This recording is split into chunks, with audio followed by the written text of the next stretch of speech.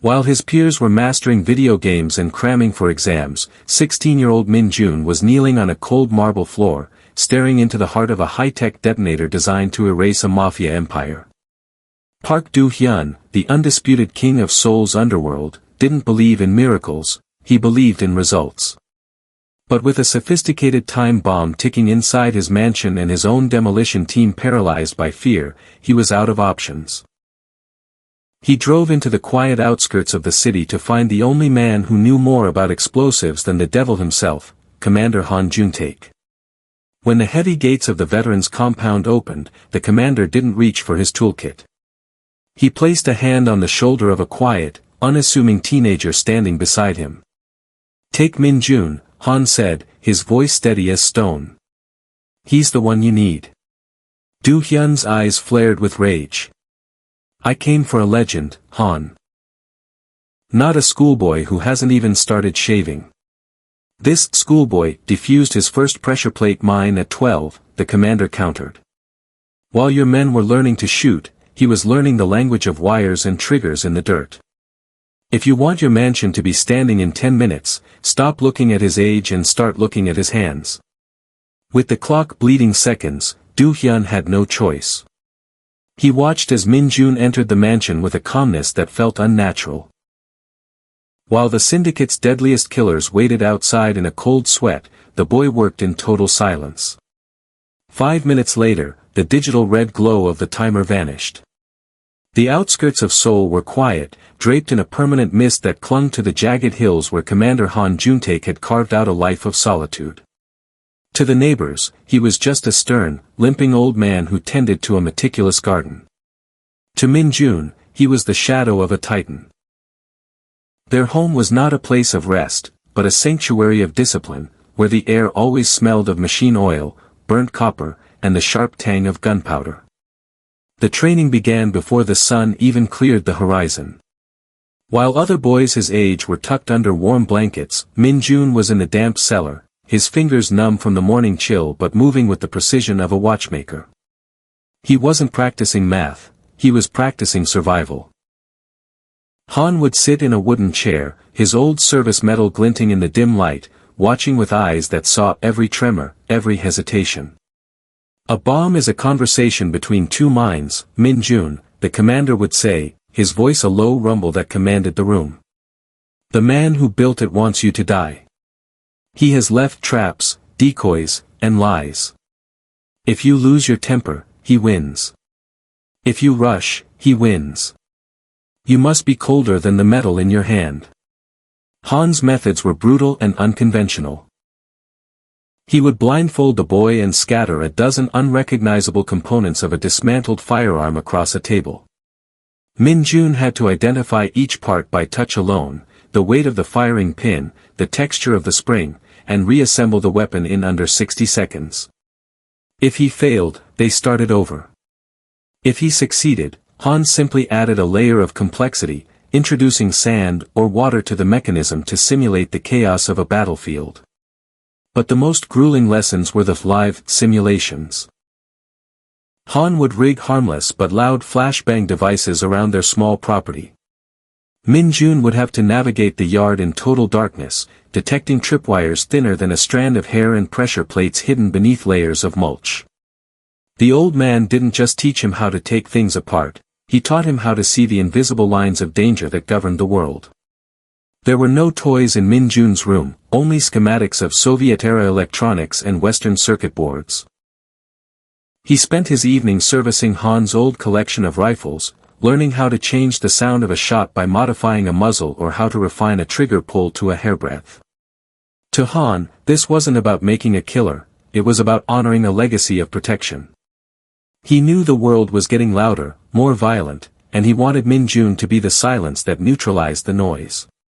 One evening, as Min Jun sat hunched over a complex motherboard, Han placed a heavy hand on his shoulder. It was the only physical affection the boy ever knew, and it carried the weight of a mountain. "The world will see a child when they look at you," Han whispered. "Let them. That is your greatest armor. By the time they realize who you really are, the fire will already be out." In that shadow, Min Jun grew.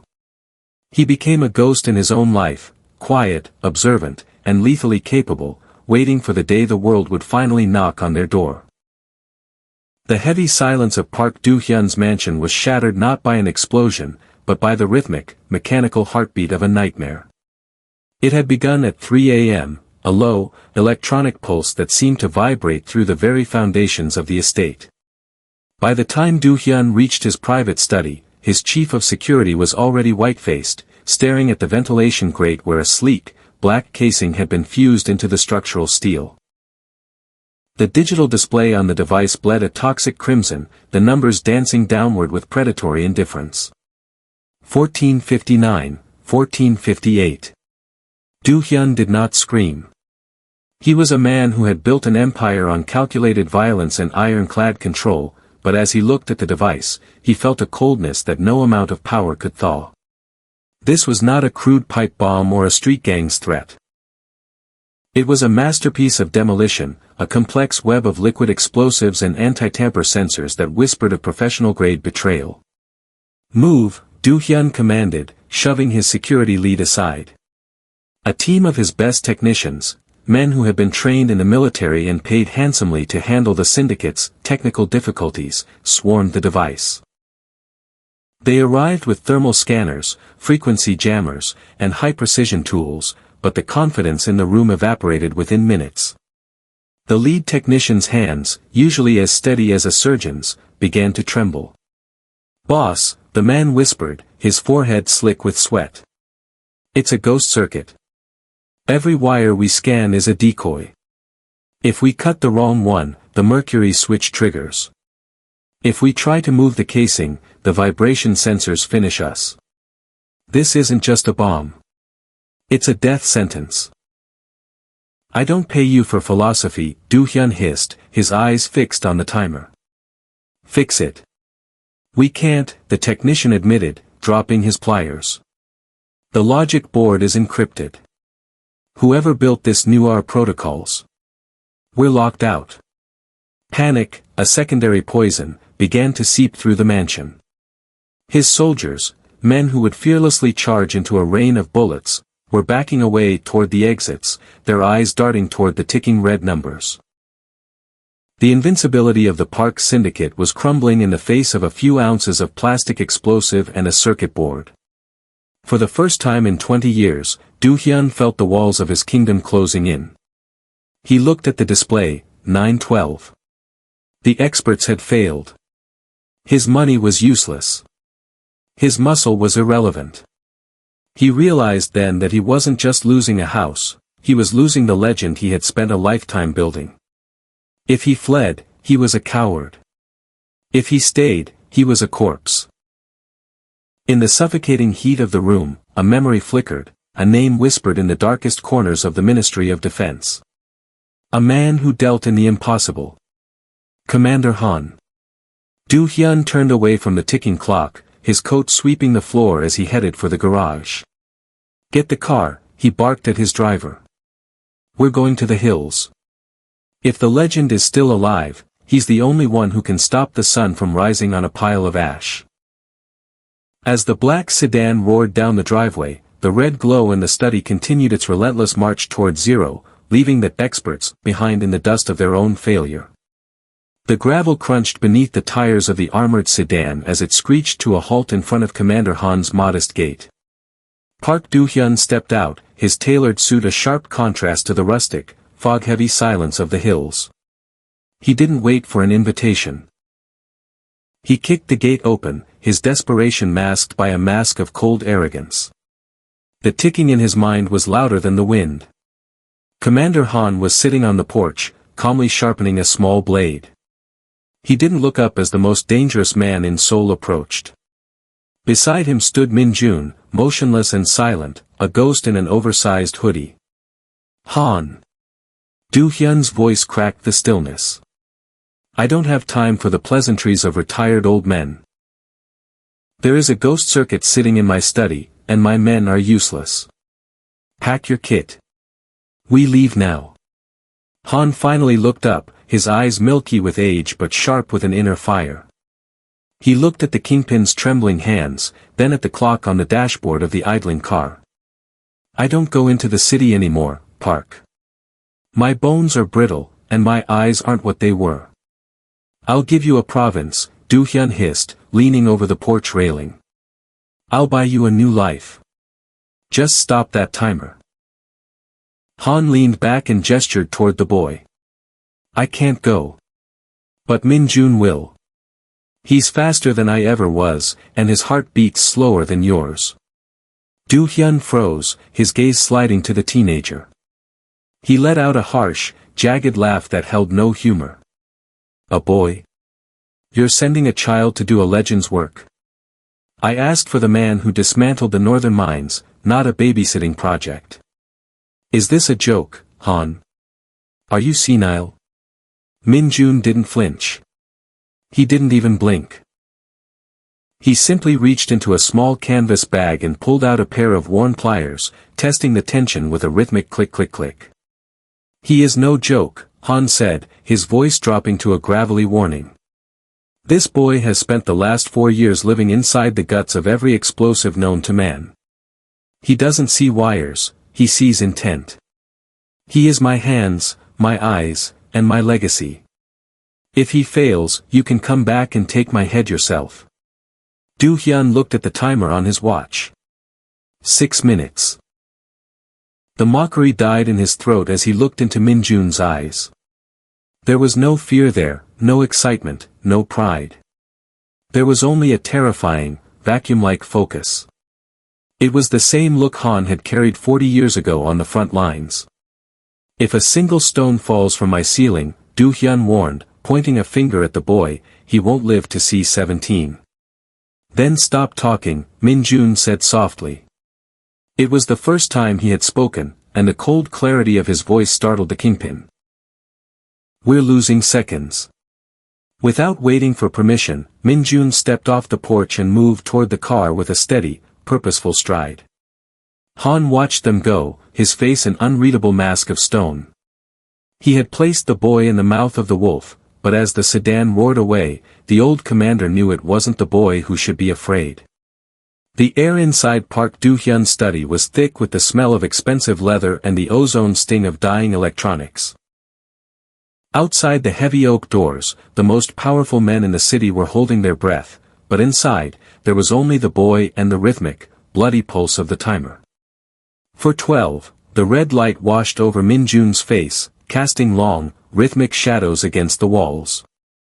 He didn't look at the luxuries surrounding him, he saw only the casing, a black-ribbed ribcage protecting a heart of high-velocity explosives. He knelt, his knees clicking on the polished floor. As he opened his toolkit, the sound of the metal tools clinking together triggered a sudden, sharp fracture in his memory. He was 12 again.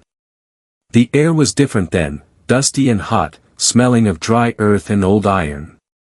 He had found it behind his grandfather's shed, a rusted, forgotten pressure plate mine from a conflict decades old.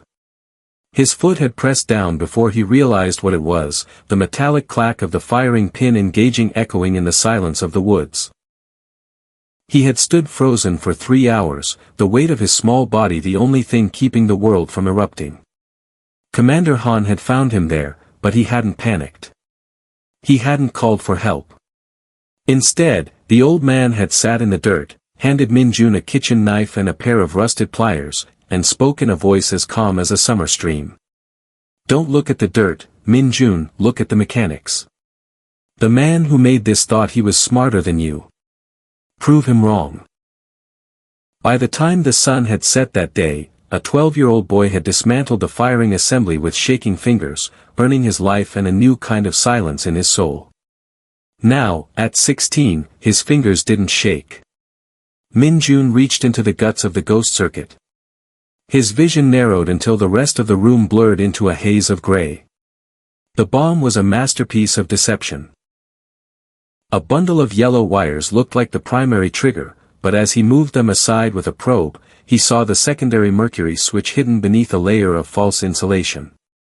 It was a dead man's trap, a design meant to punish anyone who followed standard military protocol. 145. He could feel the heat radiating from the device.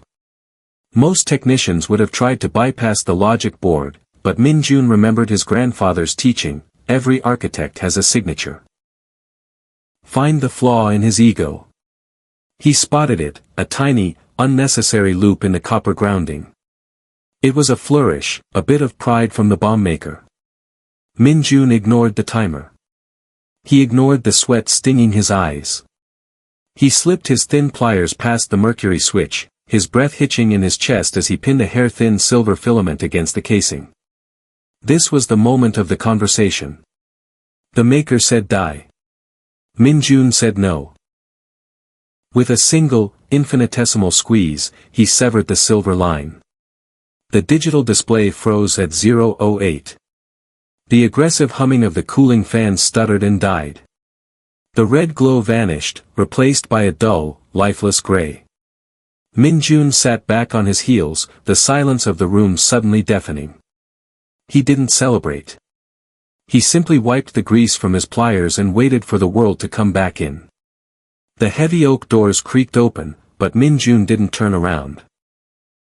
He remained on the floor, his back to the entrance, slowly packing his tools into the canvas bag with rhythmic, steady motions.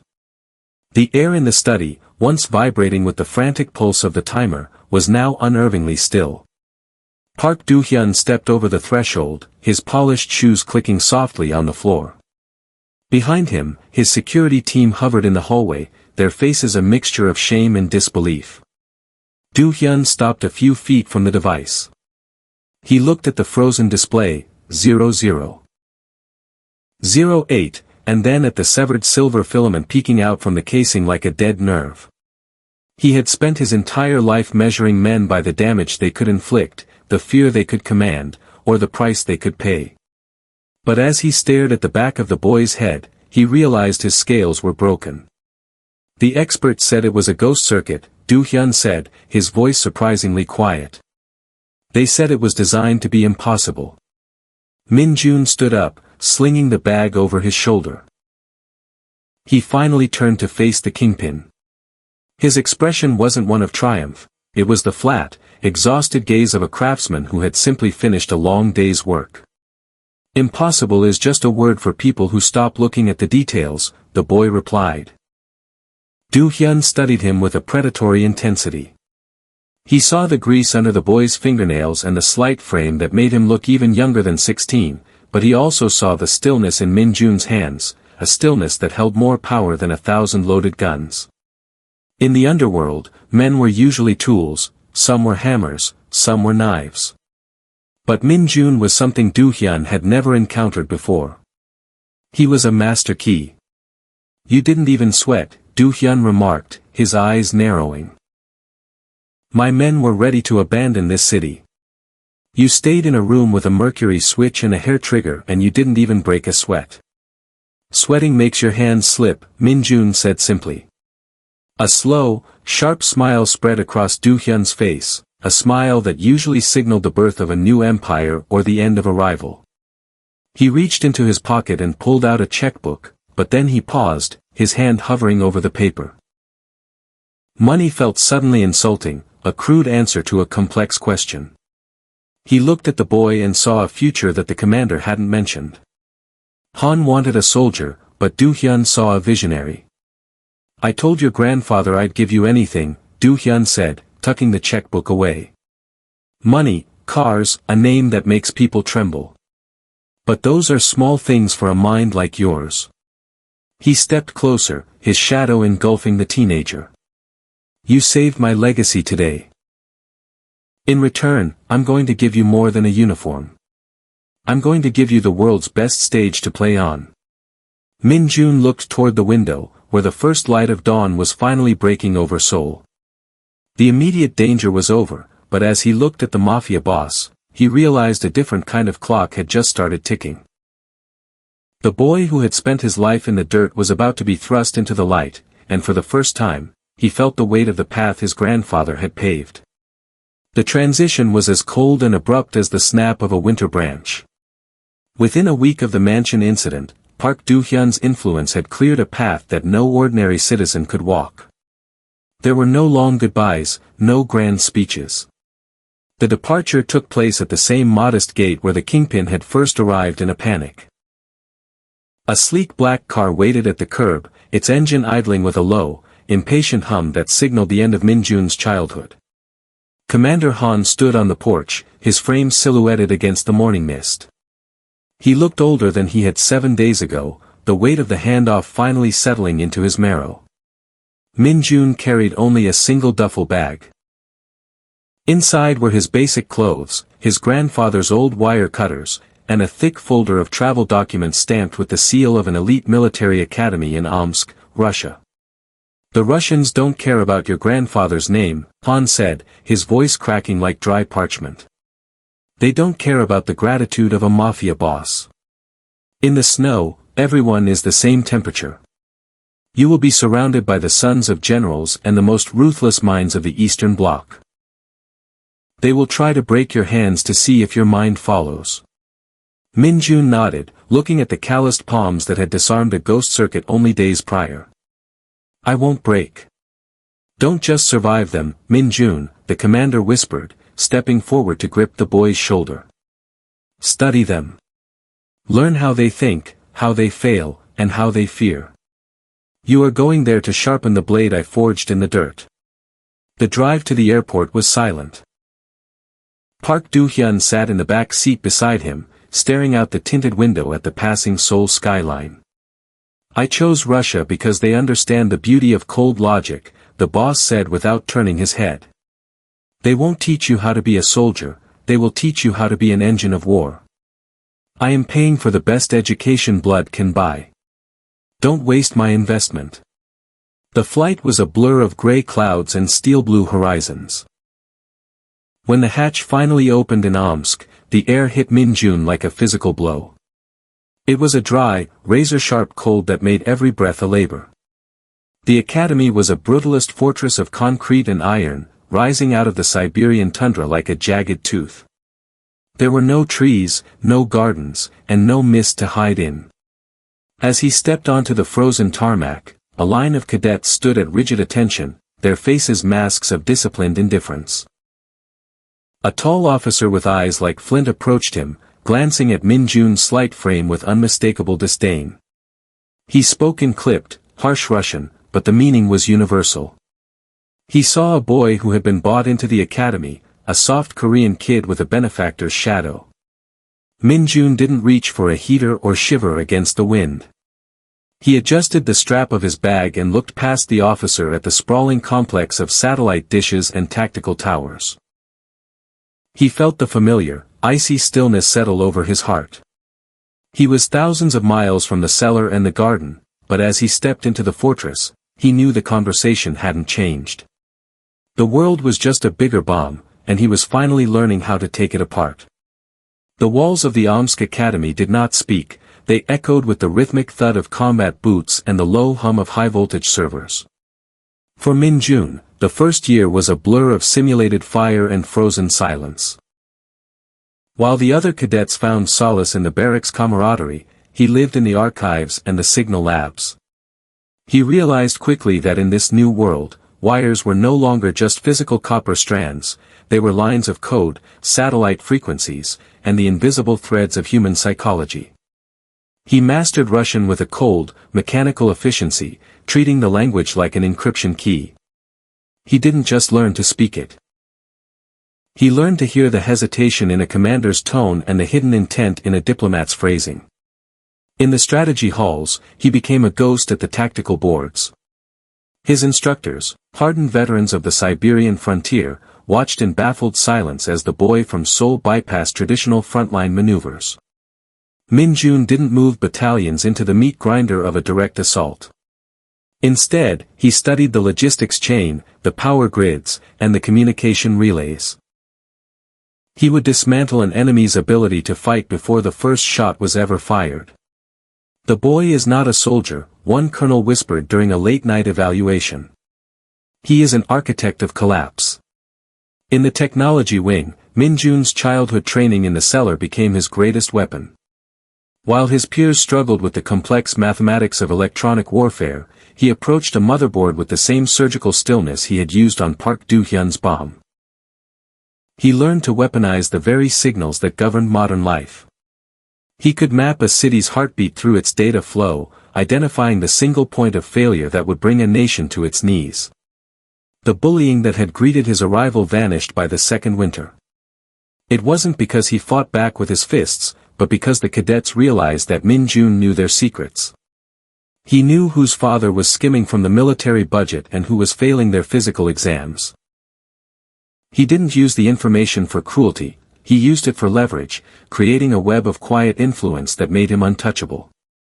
He was building his own control room long before he ever stepped into a real one. By his final year, the slight frame had filled out with lean, functional muscle, but it was his eyes that had changed the most. They were no longer the eyes of a child looking for approval. They were the eyes of a man who saw the world as a series of interconnected systems waiting to be tuned. He had risen to the top of a class that was designed to break him, not by being the strongest, but by being the one who understood the structure of the game. When the graduation orders arrived, they weren't signed by the Academy's dean, but by a high-ranking liaison from the South Korean Ministry of Defense, a move that bore the invisible, heavy thumbprint of Park Do-hyun. Min Jun packed his bags, leaving behind the frozen tundra of Russia, but he took with him a mind that was now a master blueprint. He was no longer the boy with the pliers, he was the architect, and the battlefield was finally calling his name. The transition from the Siberian permafrost to the humid, neon-lit sprawl of Seoul felt like stepping between two different dimensions. Min Jun did not return as a civilian, nor did he return as a shadow of the Mafia. He arrived at the Ministry of National Defense under a classified designation, escorted by men in suits whose lapel pins bore the emblem of the Intelligence Command. The boy who had once knelt on a dusty cellar floor was led into the bowels of a mountain, through 7 layers of biometric security, until he reached the sanctum, the Army's integrated strategic control room. It was a cathedral of glass and light. Massive LED walls pulsed with real-time data. Satellite feeds of the DMZ, naval movements in the East Sea, and the flickering heartbeat of the nation's cybergrid. The air was pressurized and chilled, humming with the collective energy of 1,000 cooling fans. Dozens of high-ranking officers and elite analysts manned the terminals, but when Min Jun walked in, a subtle ripple of silence followed him. They had heard of the architect. The young prodigy who had broken records in Russia and possessed a terrifyingly holistic view of modern warfare. He took his seat at the central terminal, a station designed for the theater commander.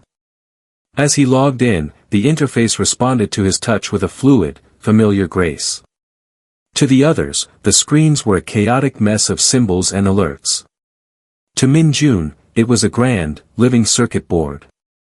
He didn't see individual threats, he saw the conversations between systems. He saw how a power fluctuation in a northern province was actually a precursor to a distributed denial-of-service attack, and how a localized troop movement was merely a decoy for a maritime infiltration. Within his first month, a crisis erupted, a synchronized series of ghost signals mimicking a missile launch. The room went into a frenzy. Generals shouted for retaliatory protocols, and the finger of the nation hovered over the red button. Min Jun remained the only still point in the turning world. He didn't look at the radar, he looked at the code. His fingers flew across the glass, peeling back layers of digital deception. "Stand down," he said. His voice was not loud, but it carried the absolute authority of the cellar and the tundra. "It's a resonance loop. They aren't launching missiles, they're trying to trigger our automated defense system so they can map our response times. If we fire, we give them the blueprint to our house." The room froze. The generals looked at the 16-year-old, now a man in a crisp, dark uniform, and saw the silent architect in full bloom. He wasn't disarming a bomb in a study anymore, he was disarming a war. With a single sequence of commands, he neutralized the loop and sent a counter-signal so precise it fried the origin server 3,000 miles away. The silence that followed was the same silence he had shared with Park Do-hyun years ago.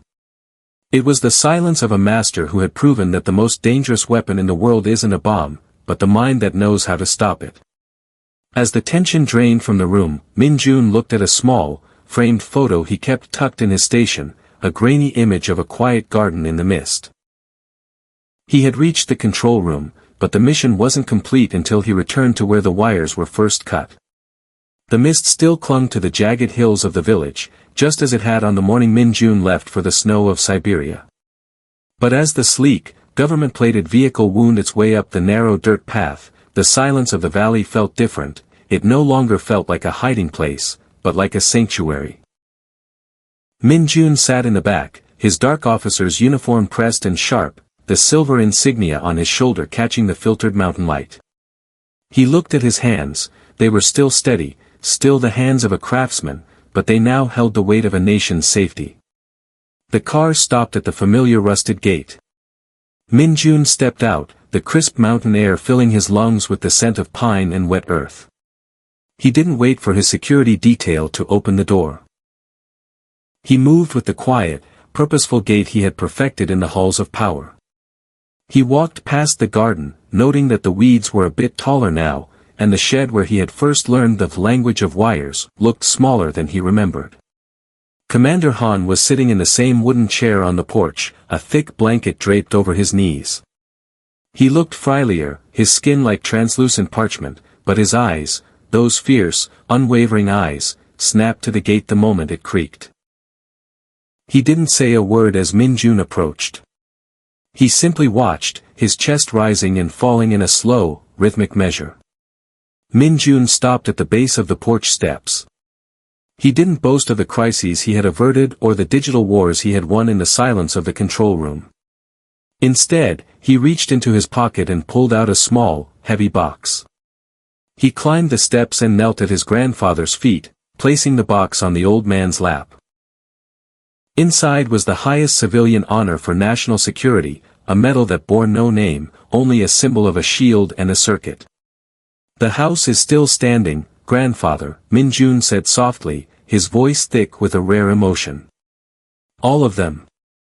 Every house in the country." Han's trembling fingers brushed the cool metal of the medal. He didn't look at the award, he looked at the man kneeling before him. He saw the lean muscle, the hardened jaw, and the absolute, haunting calmness in Min Jun's gaze. He saw the architect, the legend he had forged in the dirt, now standing in the light. "You didn't just become a soldier," Han whispered, a ghost of a smile touching his lips. "You became the walls." Min Jun spent the afternoon in the cellar, not to train, but to work. He repaired the leaking pipes, serviced the old heaters, and organized the tools that had given him a future. He had brought gifts, fine teas, warm wools, and medical supplies from the city, but the greatest gift was the quiet presence of a protector returned home.